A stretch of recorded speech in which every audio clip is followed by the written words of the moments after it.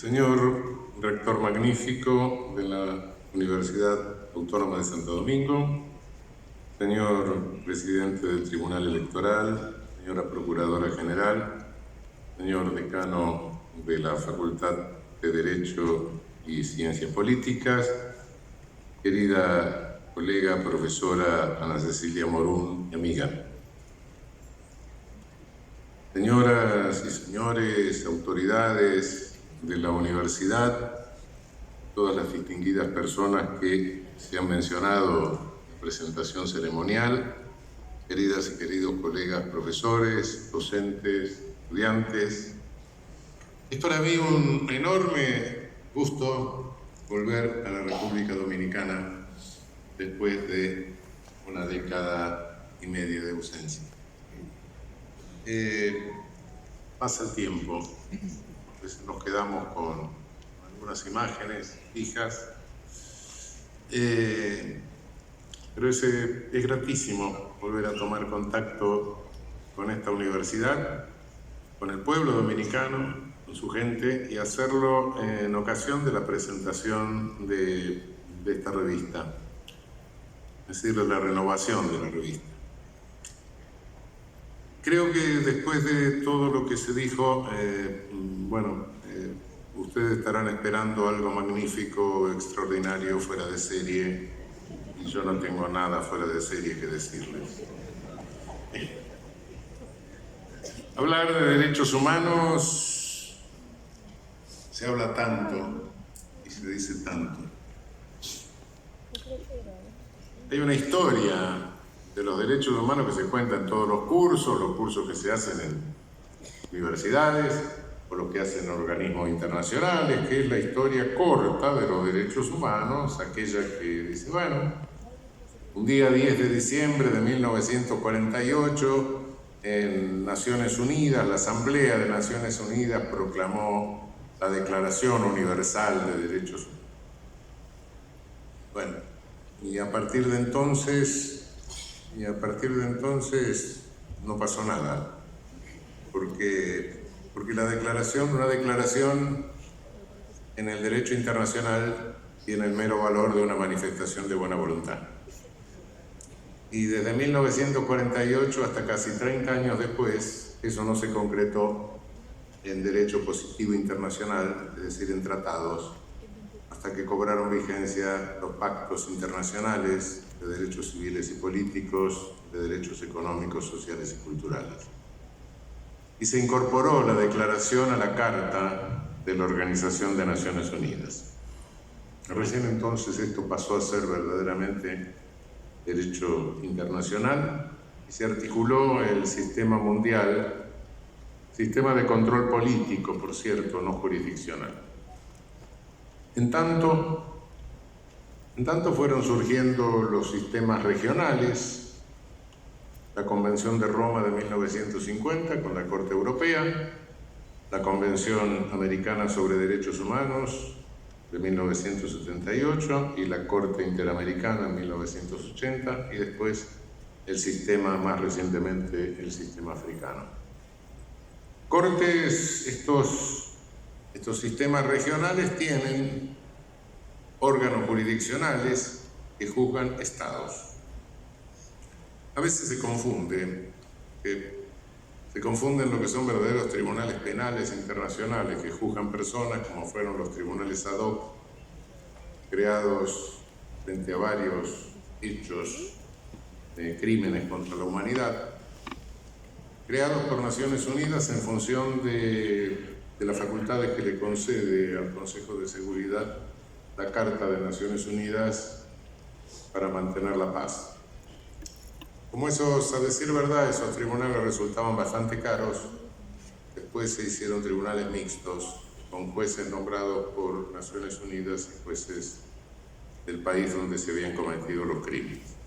Y finalmente, a partir del Estatuto de Roma, se establece el Tribunal Permanente para juzgar crímenes contra la humanidad.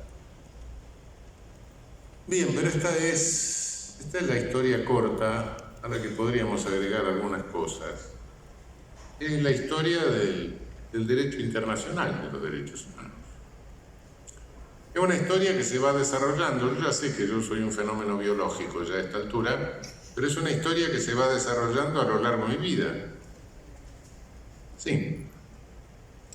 Pero la pregunta es esta: ¿es la verdadera historia de los derechos humanos?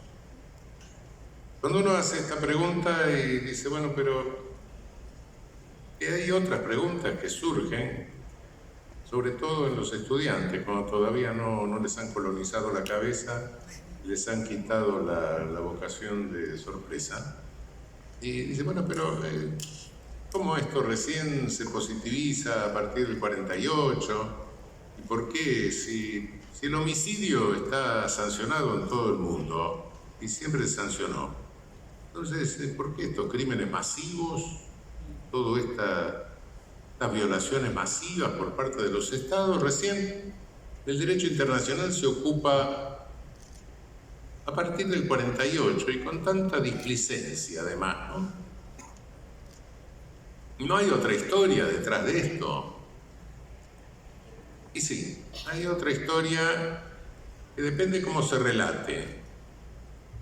Hay algunos que la relatan desde el norte y dicen, no, esto viene de lejos.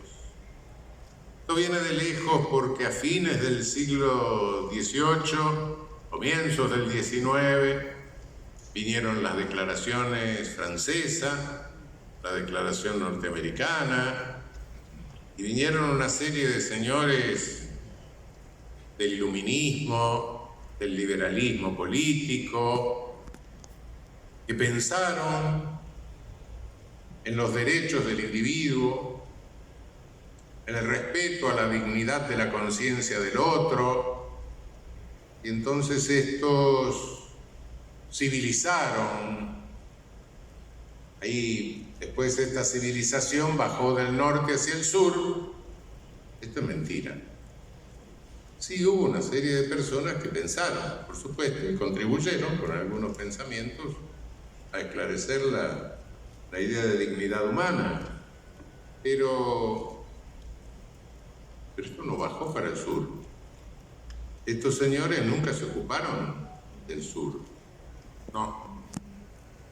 Y se siguieron cometiendo crímenes horribles, masivos, y los cometieron los países donde estos señores habían pensado. Lo que siguió bajando para el sur fueron genocidios, crímenes masivos. Por otra parte, ¿por qué en 1948 apenas, ese 10 de diciembre, se le ocurre a las Naciones Unidas esta declaración? ¿Qué pasó? El señor René Cassin, exministro de Gaulle en el gobierno del exilio francés, en el exilio en Londres, y la señora Roosevelt, que eran buena gente, terminaron de leer los libros que habían dejado abiertos de los liberales y de los iluministas en su mesita de noche, y se le ocurrió una mañana proponer la Declaración Universal. No, parece que hay otra historia diferente tras de esto. Sí, efectivamente. Efectivamente, esa historia tiene el antecedente del choque brutal que se dio en Europa en dos etapas entre 1914 y 1945. 1914, 1918, 1939, 1945, y sobre todo en la última etapa, uno de los contendientes utilizó los mismos métodos genocidas que había utilizado Europa sobre los pueblos colonizados, con la diferencia de que las víctimas eran tan pobres en melanina como los victimarios, y con la diferencia de que eso había pasado en el territorio europeo, en el norte. Y además esa última etapa se cierra con un colofón terrorífico que fueron las innecesarias bombas de Nagasaki y Hiroshima. Eso asustó. Y entonces hubo un cierto momento de alguna racionalidad en el derecho internacional. Hasta entonces el derecho internacional se había ocupado de las relaciones entre estados, pero nunca se había ocupado de las relaciones entre los estados y sus habitantes. Es decir, para decirlo más crudamente, cada estado se reservaba el derecho a matar o dejar vivir a sus habitantes. A partir de entonces se empieza a ocuparse de esto, con la displicencia a que me referí. Porque el día antes de la Declaración Universal, el 9 de diciembre de 1948, también en Naciones Unidas emerge la Convención Internacional contra el Genocidio, que tiene una rara característica. La Convención Internacional contra el Genocidio desaparece la última parte del proyecto de Lemkin, las últimas palabras que decían políticos, grupos políticos o similares. ¿Por qué desaparecieron? Porque a Stalin no le gustaba. Y a poco andar, el presidente Harry Truman, que no era un filósofo, por cierto, en un discurso dijo que le agradecía a Dios que la bomba hubiera caído del lado de ellos y no que hubiera caído en poder de los nazis, cual hasta ahí estaba bien. Pero después seguía diciendo que le rogaba a Dios que le ilumine para usarla adecuadamente.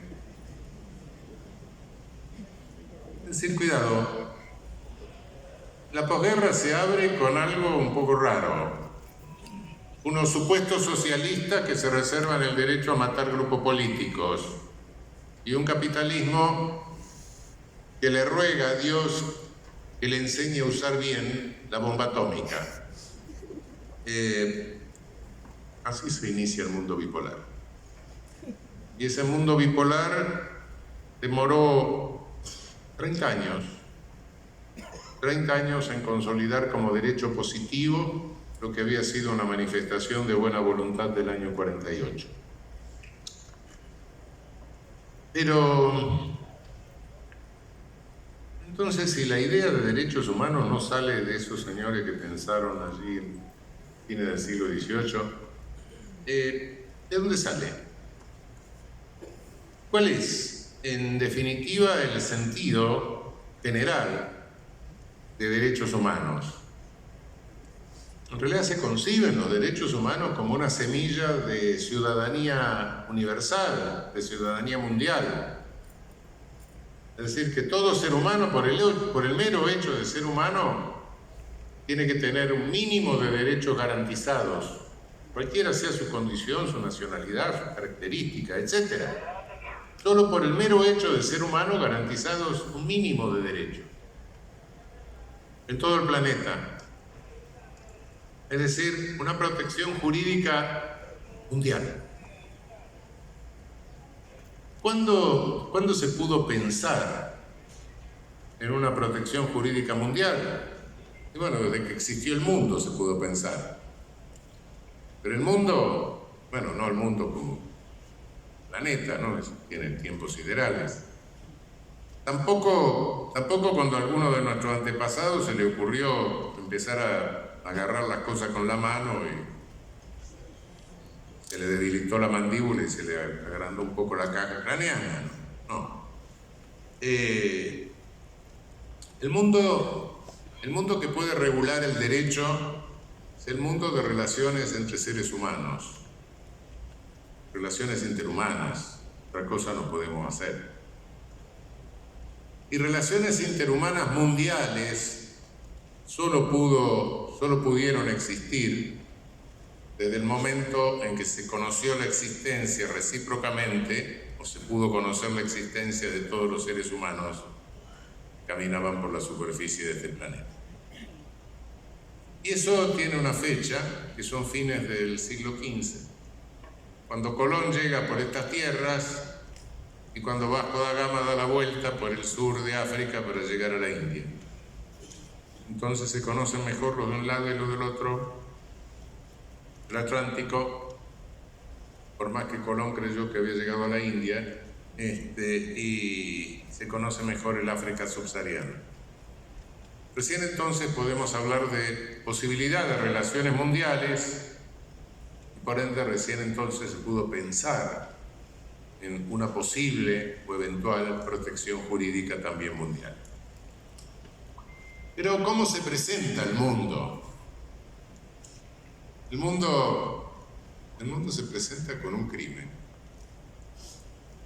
El mundo se presenta con la colonización. Nos colonizan los ibéricos. ¿Por qué? ¿Por qué no los colonizaron otros que podían estar más cerca geográficamente incluso? Porque los ibéricos tenían una sociedad estructurada en forma de ejército, como resultado de la empresa colonial que habían llevado a cabo en la propia Iberia contra el Al-Andalus. Siglos de guerra colonial hasta que terminaron de colonizar el Al-Andalus. Echaron a algunos, a los otros los cristianizaron a garrotazos. Y eso les había dado una estructura colonizante. Sin estructura colonizante no se puede colonizar. Es decir, esa estructura jerárquica vertical en forma de ejército, en cuya base estaban las unidades pequeñas, como todo ejército, unidades a cabo de sargento, cabo, etcétera, si no las órdenes del general no las cumple nadie. Y esas unidades pequeñas eran dirigidas por el pater familia, es decir, el patriarcado. Europa había reforzado el patriarcado, y el patriarcado de alguna manera, en este sentido, es un presupuesto de la colonización. Por supuesto no lo habían inventado los ibéricos, el patriarcado venía reforzado con las sucesivas inquisiciones. Normalmente la Inquisición se le atribuye únicamente a la Iglesia, ¿no? Estaba la Inquisición eclesiástica, estaba la Inquisición española, estuvo una Inquisición nada más que para Italia, y después siguieron los libros inquisitoriales teniendo vigencia aplicados en Europa Central por los jueces de los distintos señores y de los distintos reinos. Pero esa empresa que se lleva a cabo, ¿qué es ese colonialismo originario? ¿En qué consiste? Consiste en montar un inmenso campo de trabajo forzado. En realidad, a la entrada de cada puerto colonial se podría haber puesto el mismo cartel de Arbeit macht frei, el trabajo libera. Y efectivamente, un inmenso campo de trabajo forzado que fue necesario ordenar el personal. Fíjense ustedes que nos han colonizado los marginales de Iberia. Fundamentalmente hemos sido colonizados por andaluces, los recién sometidos. Y sí, después vinieron algunos condes, marqueses, todo eso, pero como virreyes o funcionarios. Aquellos que eran marginados en la metrópoli asumían acá la característica de colocarse en la máxima jerarquía de la sociedad colonizada. Abajo naturalmente venían los indios, abajo venían los 20 millones de esclavizados que se trajeron de África, y habían inventado el racismo, habían inventado la jerarquización por melanina, porque hasta ese momento el racismo no existía. Los europeos sabían que había gente con más melanina, pero eso no les reportaba nada. La discriminación etaria no existía, se moría la gente joven. La discriminación por razones de género, sí, era un presupuesto. La discriminación por melanina era necesaria para la administración del gran campo de trabajo forzado. Y así se echaron unos 60 millones de personas en nuestro continente, no solo por explotación, sino por todas las infecciones que trajeron, para las cuales nuestros originarios no tenían anticuerpos. Y como dije hace un momento, también se trajeron 20 millones de africanos esclavizados, con una mortandad todavía mayor, los navíos negreros, etc. Pero un buen día, esa Europa que había hecho eso, y a la saga de ella vienen los ingleses, vienen los holandeses, etc. Pero esa Europa que había hecho eso, esa Europa había emprendido este genocidio a partir de una posición totalmente débil. A fines del siglo XV, Europa estaba sitiada virtualmente por los islámicos. Si no me equivoco, 1519, puede que me equivoque en la fecha, pero no muy lejanamente. Los turcos le ponen sitio a Viena. Y en 1492 es cuando recién logran sacar al Al-Andalus, la última manifestación del Al-Andalus de Iberia.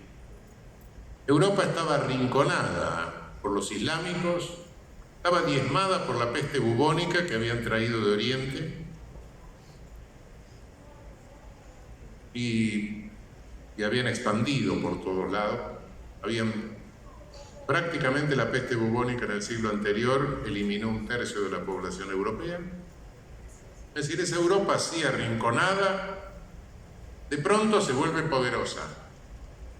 Y se vuelve poderosa gracias a la explotación, al oro y la plata y la materia prima que se llevaron de acá.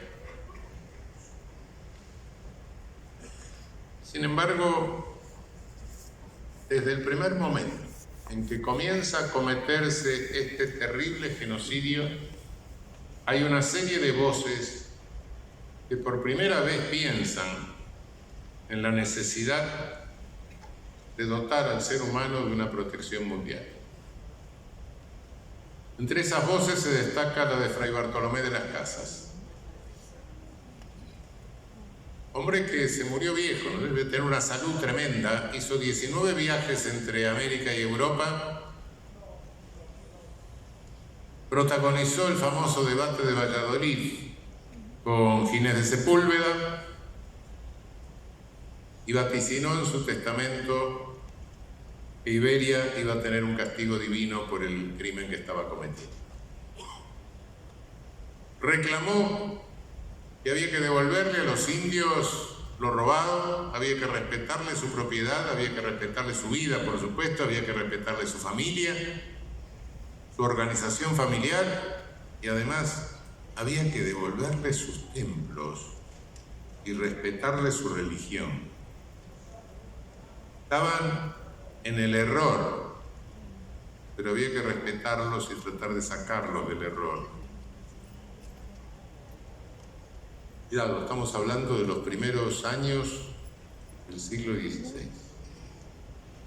Esta es la primera vez que se piensa en términos de protección universal del ser humano, protección jurídica universal del ser humano. No obstante, esa protección jurídica universal tarda más de 400 años en positivizarse, por lo menos en normas del deber ser. Porque esa Europa ya empoderada, esa Europa desarrolla sus clases industriales, comerciales, que se llamaron la burguesía, los habitantes de los burgos, los habitantes de las ciudades. La civilización europea es civilización de ciudad. contrasta con nuestras civilizaciones originarias. Es civilización que se encierra en los límites de la ciudad y empieza a fabricar objetos. Con los objetos reemplaza todo. Son equivalentes. Se crea un mundo al margen de la naturaleza, un mundo de objetos.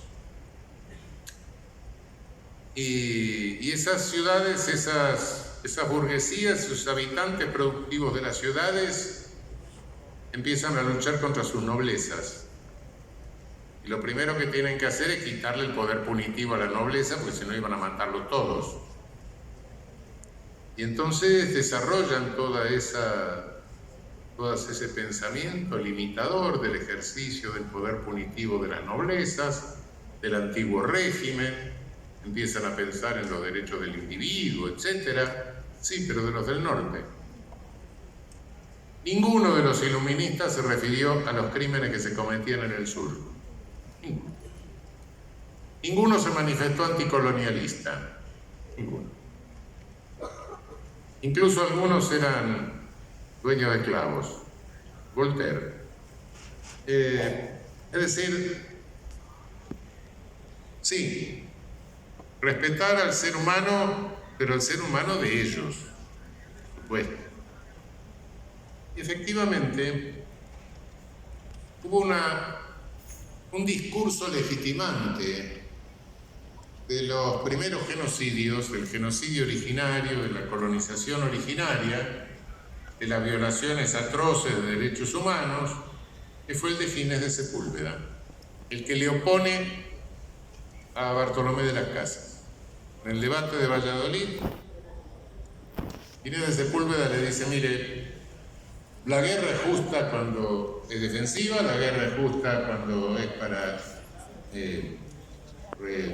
para devolver injurias, la guerra es justa cuando se hace para devolver lo robado, y la guerra es justa cuando se hace contra los que no viven conforme al derecho natural. ¿Qué era el derecho natural para Ginés de Sepúlveda? Su cultura. Su cultura de ciudad, su cultura europea. Y todo esto, claro, lo rodea de argumentos teocráticos, no teológicos, sino teocráticos. Pero bueno, viene este momento de la burguesía. ¿Y cómo se legitima el colonialismo después del siglo XVIII? Hay dos caminos. Hay uno un poco alambicado, pero interesante. Es decir, les decía que la cultura de la ciudad es una cultura de objetos donde se fabrica un mundo racional que se opone al mundo irracional de la naturaleza. Es el pensamiento de René Descartes. Para René Descartes, lo único racional es el ser humano y todo lo demás es pura naturaleza. Con lo cual no hace más que reeditar lo que había dicho alguien antes.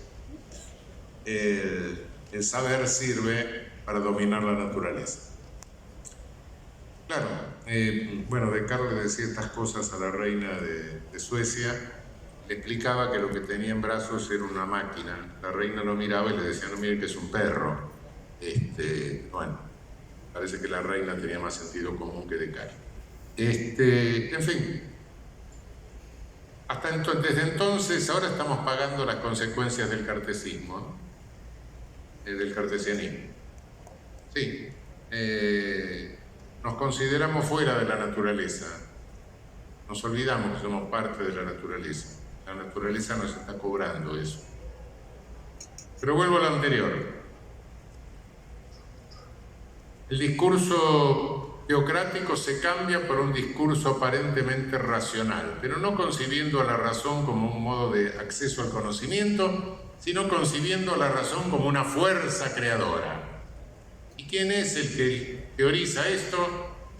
Con una extraordinaria fineza lo teoriza Hegel. La filosofía de la historia de Hegel es la mayor glorificación del colonialismo. Y empieza con la ciudad, claro. ¿Y qué ciudades son las que empiezan? Y las griegas, por supuesto. Y Hegel y los alemanes se consideraban herederos de los griegos, claro, y otra cosa. Todo lo anterior no servía para nada, no. Los chinos eran teocráticos, los judíos estaban sometidos al poder absoluto, los árabes eran sensuales, no había habido nada antes. Lo importante eran los griegos y ellos como sucesores de los griegos. Como todo el romanticismo alemán. Pero, claro, algunos me dirán, pero Hegel no era romántico, era un racionalista. Vaya a saber. Lo cierto que la razón, el Geist, el espíritu para Hegel, nace en Grecia y de ahí va avanzando. Y claro, bueno, pero ¿y cómo? Y parece que más que un espíritu es un espectro que va matando millones y millones de personas en el camino. Bueno, pero y los indios, bueno, al contacto con el europeo se fumaron. Y los negros están en el umbral de la historia, no entraron. Hizo desaparecer los colonizados. Es el primer desaparecedor de personas. Por lo menos discursivamente, lo hace desaparecer directamente. Y claro, bueno, el espíritu va avanzando, el Geist va avanzando y llega un momento en que, bueno, adquiere cierta cosa en la Europa del Sur, en la Europa Latina, pero finalmente llega al máximo, en la perfección, en la Europa germana. Siempre todos los racistas se colocan en la punta de la flecha de evolución. Estar en la punta, porque estar sentado en la punta de una flecha debe ser incómodo, pero ellos se colocan en esa posición. Y Hegel se coloca en esa posición, sin lugar a dudas. El discurso es refinado, pero es un discurso que no es taquillero. Los medios de comunicación no lo pueden transmitir muy fácilmente. Entonces, Europa, ya empoderada, ¿qué hace? Y se dedica a practicar una nueva etapa de colonialismo, que es el neocolonialismo, los nacionalcolonialismos. Se lanza sobre África, se lanza sobre Asia, se lanza sobre Oceanía y comete los mismos genocidios peores que había cometido en América, en nuestra América. Esa Europa en el siglo XIX le provoca las dos guerras del opio a China, coloniza la India. La colonización inglesa de la India costó unos 20 millones de muertos aproximadamente, entre hambre, penurias, etc. Mientras los indios se morían de hambre, los ingleses exportaban los cereales producidos en la India a Inglaterra. Y casi extinguen la población, prácticamente extinguieron la población originaria de Australia, de Oceanía. Le fue un poco mejor a los maoríes en New Zealand. Y África en 1800, bueno, África no se habían animado a entrar, que temían a las enfermedades. Tenían sus enclaves para recoger seres humanos esclavizados, pero en las costas. La segunda parte del siglo XIX, ya con la quinina, se animan a entrar a África, y en 1885 se reúnen los europeos en Berlín y deciden repartirse África como una pizza, corta, se reparte. Y entre los que se la reparten hay un señor que no representa a su país, sino a una sociedad anónima, que fue Leopoldo II de Bélgica, una sociedad anónima presidida por él, que obtiene el Congo y mata aproximadamente unos 10 millones de congoleses. hasta que finalmente, bueno, le dona generosamente el Congo al Reino de Bélgica. Hay una cosa extraña hasta el día de hoy. Si alguien va a Bélgica, es bueno que se tome el trencito de Bruselas, se vaya a ver el Museo de África Central que tienen los belgas, donde hay una cantidad de cosas que este señor, que nunca puso un pie en el Congo, un palacio muy lindo en el medio de un parque enorme. Cuando se termina el recorrido del museo, hay una vitrina con una carta del administrador belga del Congo, dirigida al presidente Truman, felicitándolo por las bombas de Hiroshima y Nagasaki. El material de esas bombas había sido extraído del Congo. En fin, vueltas de la historia. Lo cierto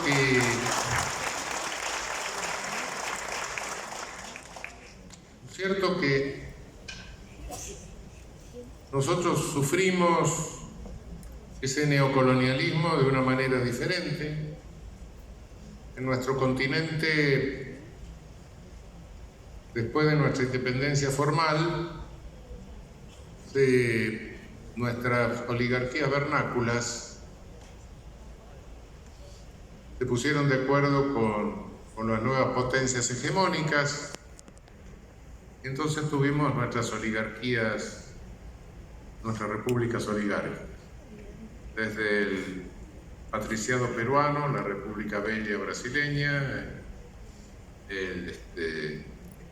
la dictadura mexicana, el porfiriato mexicano, la oligarquía vacuna argentina, etc. Siguieron matando indios, por supuesto. Nuestro Roca, nuestro Saavedra en Chile, etc. Cuando alguien me dice, desde el marxismo, me dice, bueno, no, primero, cuidado, de la esclavitud se pasó al feudalismo, del feudalismo al capitalismo, no, realmente lo miro y le digo, mire, no, la esclavitud en nuestra América terminó en 1888, cuando la princesa Isabel emitió la ley áurea en Brasil, 2 años antes en Cuba. Feudalismo nunca tuvimos, porque el feudalismo impone deberes tanto al vasallo respecto del señor, pero el señor respecto del vasallo. Y acá eso no existió nunca. Y el capitalismo nuestro nunca tuvo acumulación originaria, porque siempre fue un capitalismo derivado. De modo que eso puede ser cierto en Europa, pero acá en el sur el proceso fue distinto. Bien, y el neocolonialismo llega un momento dado en que en nuestra América se traducen las dictaduras de seguridad nacional. Hay un momento en que las potencias nacional coloniales chocan y dan lugar a esos 30 años de guerra terrorífica que me refería al comienzo en Europa. Viene la posguerra con todas esas contradicciones, ese momento de cierta racionalidad, y de repente se le ocurre en los años 60 descolonizar. Esta descolonización de los 60 es sumamente interesante. Algunos dicen con eso determinó el colonialismo en el mundo. Bueno, cuidado, no se terminó el colonialismo. Le dieron, en líneas generales, les dieron los parlamentos, pero le retuvieron los bancos, sobre todo en África, y ahora estamos viendo algunas consecuencias de esa conflictividad. Los ingleses fueron más previsores, dijeron, no, bueno, no podemos sostener el colonialismo de la misma forma, y después de hacer unas cuantas matanzas, integraron el Commonwealth, etc., encontraron alguna forma de combinación. Los franceses se obstinaron en seguir con su colonialismo. Y primero hicieron la guerra de Indochina, en la que invirtieron más de lo que les habían dado para la reconstrucción poseuropea, ¿no?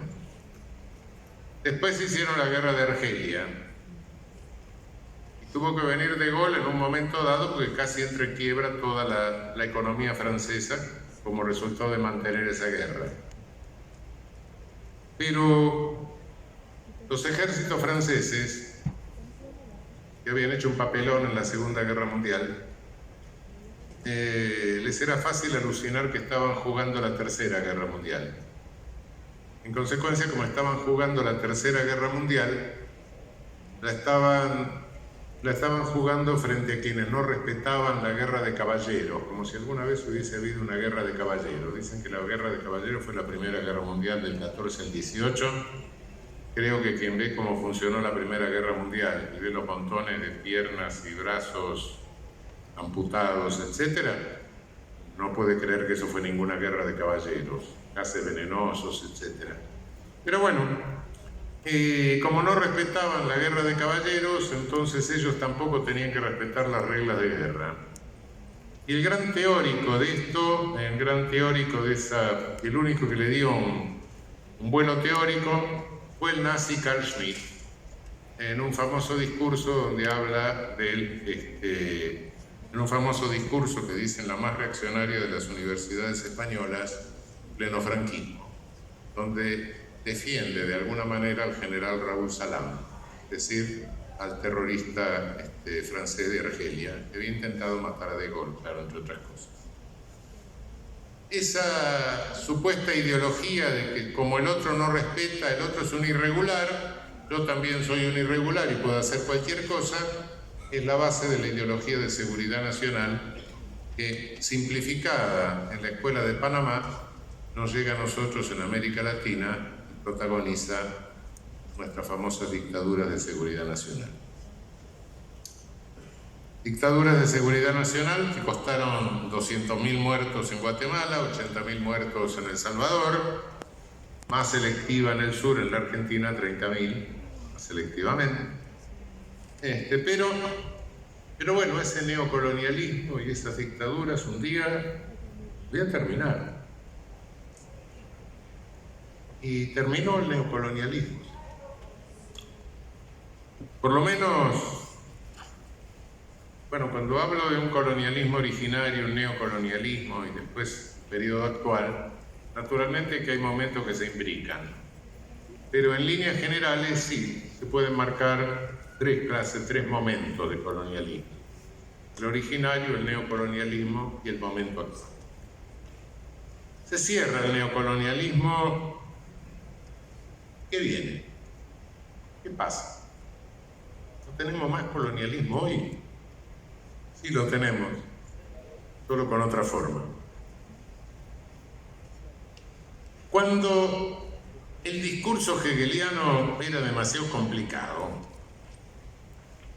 ¿cómo se justificó el colonialismo y cómo lo justificaron nuestras élites, nuestras repúblicas oligárquicas? Lo justificaron con una grosera reducción biologista del ser humano. El ser humano es un bicho que es primo del mono y bueno, desde primo del mono va evolucionando. Algunos están más cerca del mono todavía y otros ya nos vamos alejando más y tenemos la cabeza grande y somos los europeos, claro. A nosotros nos creció más la cabeza y entonces tenemos que ayudar de alguna manera a que los que se quedaron un poco más atrás, con nuestra ayuda, a lo largo de unos cuantos siglos le va a crecer la cabeza hasta ser parecido a nosotros. Esta es de alguna manera, no estoy ridiculizando, es la teoría del imperialismo británico. Algunos lo llaman darwinismo social, no es cierto. Darwin dijo algunas cuantas cosas, pero no es esto. Esta tesis fue elaborada por un charlatán, directamente, era Herbert Spencer. Es un spencerianismo. Herbert Spencer decía cómo nos iban a civilizar. Pero Spencer decía que el cerebro y el sexo consumen el mismo nutriente. Entonces, había que generarnos la moral para que usáramos más lo de abajo y se nos desarrollara más lo de arriba. No lo ridiculizo, díganlo. Y tenemos gente que sostuvo esto en nuestra América, y tenemos algunos cuadros al óleo en las universidades de algunos teóricos nuestros que enseñaron esto en nuestras aulas, con marco renacentista dorado. Bueno, yo no sé cómo iba a lograr que no se usara más lo de abajo, o que se usara menos lo de abajo, quizás mostrándole un retrato de la reina Victoria, que es tan fea que parece una vacuna contra el amor. Pero, bueno, eso era el reduccionismo biologista puro. Pero bueno, claro, con este reduccionismo biologista hay un momento dado en que el reduccionismo biologista spenceriano era evolutivo, había otro que era involutivo, que era el racismo de superioridad racial, ¿no? Es decir, había venido una raza aria por el norte y de esa raza, los que conservaban más características de esa raza eran superiores, sería el racismo involutivo de Gobineau, de los nazis, de Rosenberg. Pero lo cierto es que al final de la Segunda Guerra Mundial el racismo cae en descrédito. La propia UNESCO dice no se hable más de razas, háblese de etnias, etc. Entonces, la seguridad nacional inventa el hombre occidental y cristiano, al que se oponía el marxismo. Claro, yo no sé si Marx era oriental, chino, no tengo la menor idea, me parece que Marx era europeo y eurocentrista, no importa. Entonces, sin embargo, ya decíamos, bueno, pero esto qué sustento ideológico tiene, y se acaba el neocolonialismo y viene este colonialismo del que somos víctimas en este momento, con una concepción de antropología filosófica todavía más rudimentaria que las anteriores. ¿Cuál es el colonialismo que estamos viviendo? Queridas amigas y amigos, el mundo cambió la economía. Hoy vivimos un mundo de una economía sin producción, vivimos en un mundo de una economía financiarizada. Después del final de la Segunda Guerra, vinieron las 3 décadas de oro. Después de las 3 décadas de oro, la crisis del petróleo, desapareció el patrón oro, se entraron a fabricar billetes verdes, los billetes verdes valen porque todos creemos que valen, y damos billetes verdes y nos dan las cosas, entonces todo está bien. No se podían seguir fabricando billetes verdes al infinito porque era inflación. Se paró la fábrica de billetes verdes, ralentó, se empezaron a hacer unos papelitos que decían te voy a pagar. Se financiarizó la economía. Hoy Estados Unidos tiene casi 2 PBI de deuda, con papelito de te voy a pagar, que no va a poder pagar nunca, porque estamos en una economía que la producción aumenta muy lentamente y a veces estándar. El futuro no sé cuál será, no sabemos, pero la situación es esa. Los números de billetes verdes que existen son un 6-7% de los que se computan, porque todos recibimos crédito, lo llevamos al banco, el banco lo da un crédito nuevo, lo lleva al banco, y en consecuencia en el banco queda un encaje entre el 6 y el 8%, depende de lo que cada país quiera. Pero lo que existen en billetes verdes son eso, lo demás son números en computadora.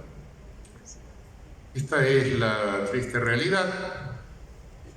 El poder político se ha debilitado, incluso en el norte, por supuesto. Los aparatos políticos del norte son rehenes de corporaciones transnacionales.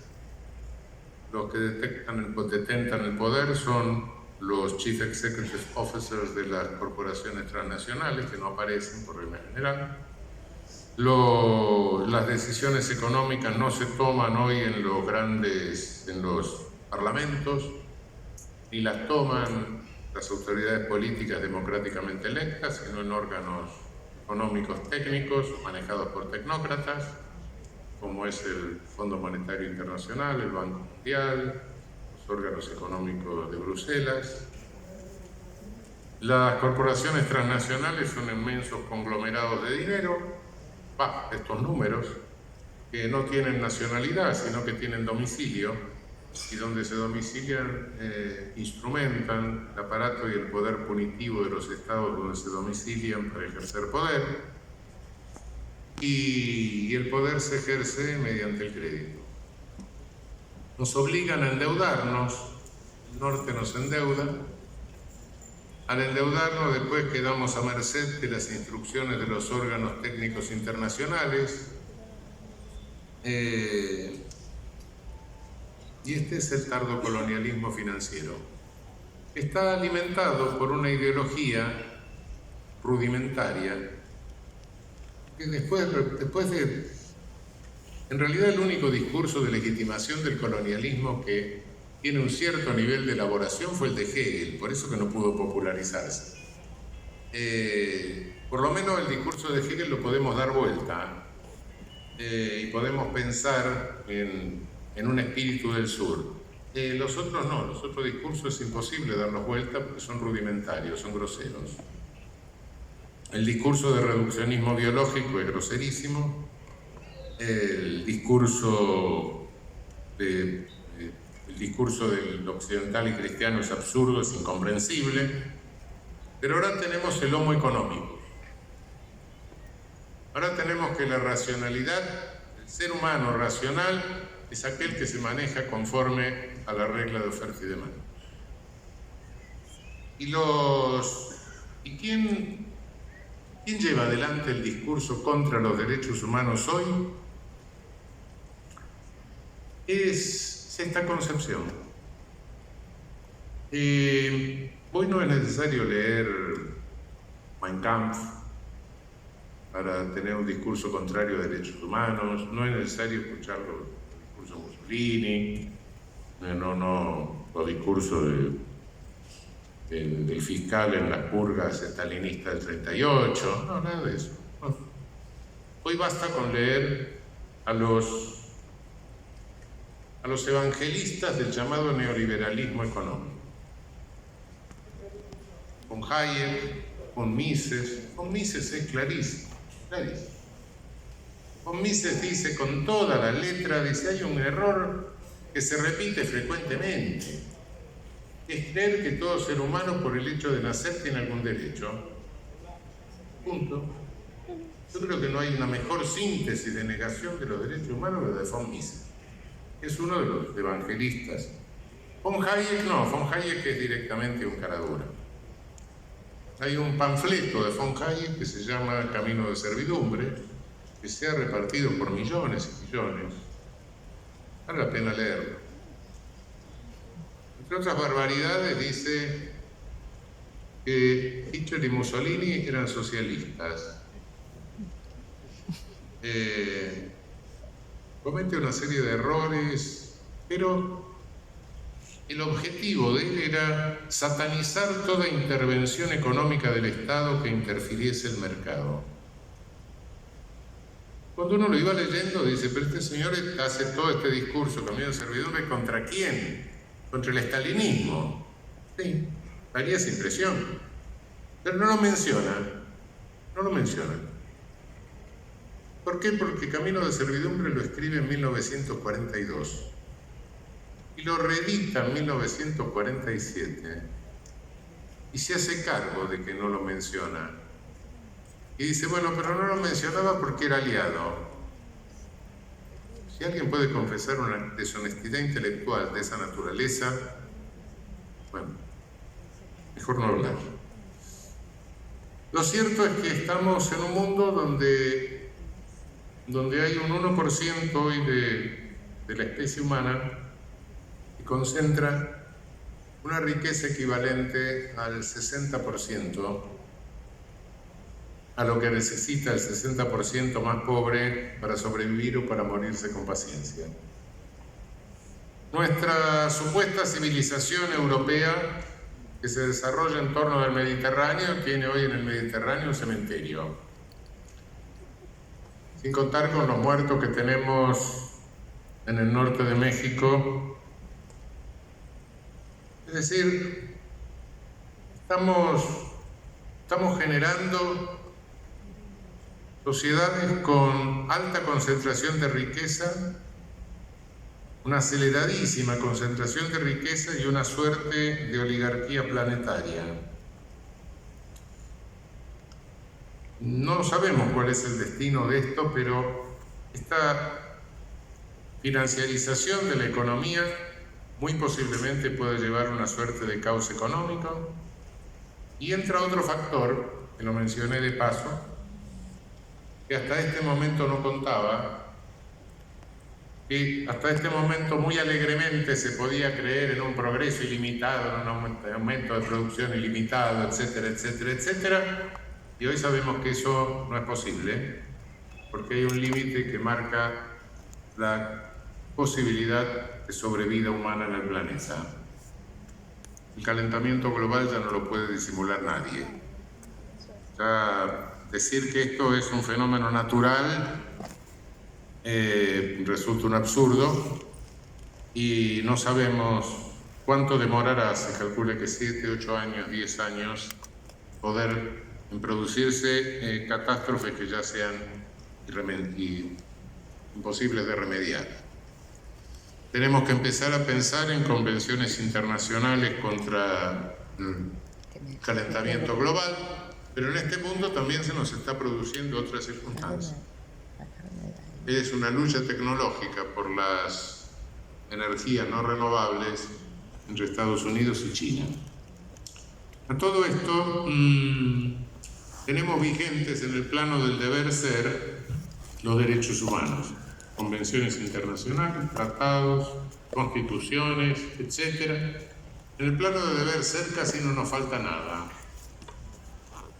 En el plano del ser pasa. Hay algunos colegas que se dedican a hacer derecho y se quedan en el plano del deber ser, porque esto es más tranquilo, ¿no? Uno se dedica a hacer lógica con normas, entonces vive en el mundo de la norma, claro. En el mundo real hay una lucha y una disputa que no puedo ocultarles. Algunos pensamos que el discurso de derechos humanos y las normas de derechos humanos se pueden y se deben instrumentar para la liberación y la dignidad del ser humano, y otros piensan que lo pueden instrumentar en función del actual ejercicio colonialista.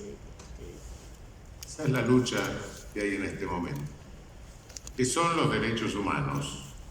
¿Qué es esta legislación de derechos humanos? ¿Qué es toda esta normativa?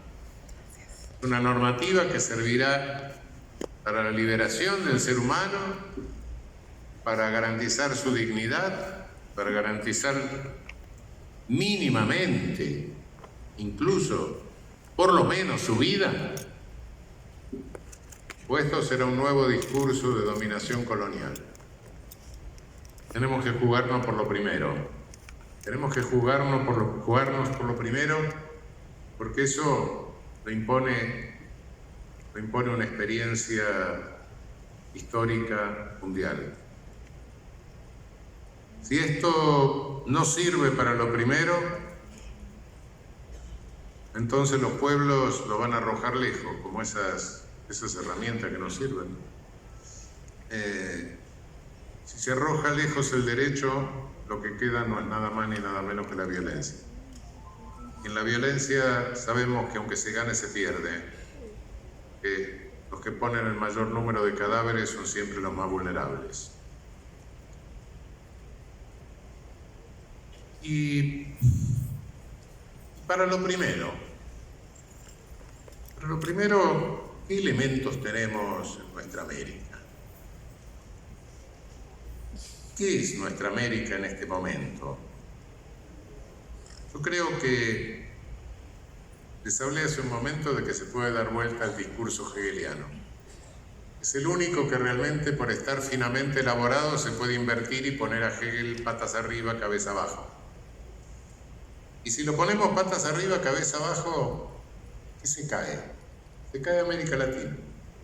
Que no sé qué tan latina es, pero no importa. Se cae nuestra América.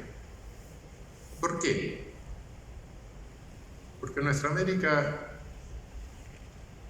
es un mosaico cultural tan rico, tan enormemente rico.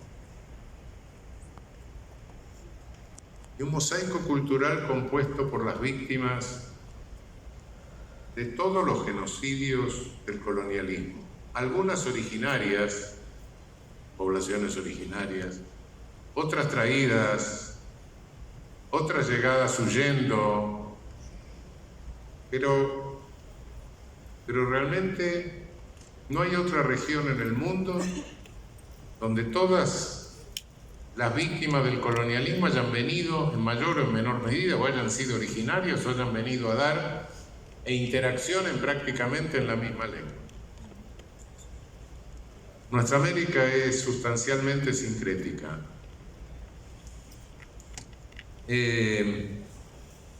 Cada concepción religiosa, de alguna manera, desde el punto de vista sociológico, es una síntesis de cultura.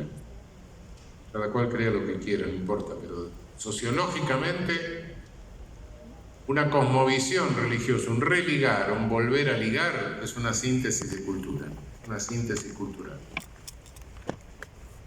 Las síntesis culturales que tenemos en nuestra América son increíbles. Tenemos una riqueza en este sentido enorme. Por eso creo que del sur, de nuestra América y del sur africano y del sur de África, puede surgir una cantidad de espíritus del sur.